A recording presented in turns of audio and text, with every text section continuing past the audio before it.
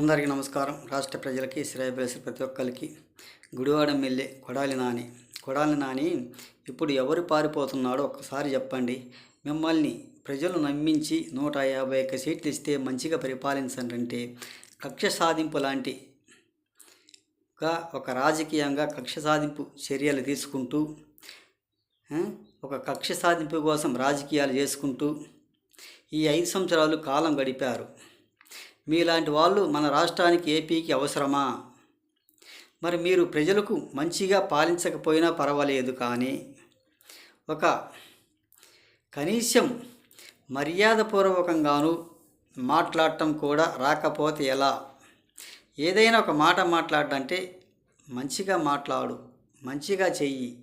నీకు రాష్ట్ర పరిపాలన చేత కాకపోయినా, ఒక నియోజకవర్గం అభివృద్ధి చేయకపోయినా పర్వాలేదు, కానీ ఒక కక్ష సాధింపు చర్యలు తీసుకోకుండా ఒక మంచిగా మాట్లాడటం కానీ, మర్యాదపూర్వకంగా మాట్లాడటం కానీ నేర్చుకోండి.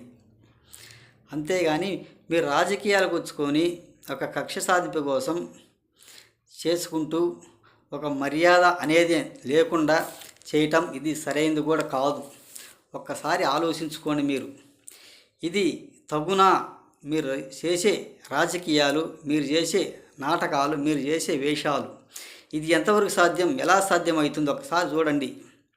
మీకు ఏం చేత కాకపోయినా కానీ మాకు చేత కాదు అభివృద్ధి చేయటానికి అని చెప్పి పక్కకు తప్పుకోండి అని ఇంతకుముందు కూడా చెప్పాము. మీకు మాట్లాడటం చేత కాదు, అభివృద్ధి చేయటం మాత్రం చేత కాదు.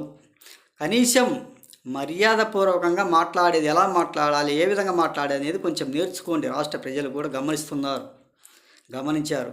అందుకే ఈ విధంగా విచ్చలవిడిగా మీరు ప్రభుత్వం లేకపోయినా చిత్తుగా ఓడిపోయారు. కనీసం పాలించడానికి చేత కాకపోయినా మర్యాదపూర్వకంగా ఎలా మాట్లాడాలి అనేది కొంచెం నేర్చుకోండి.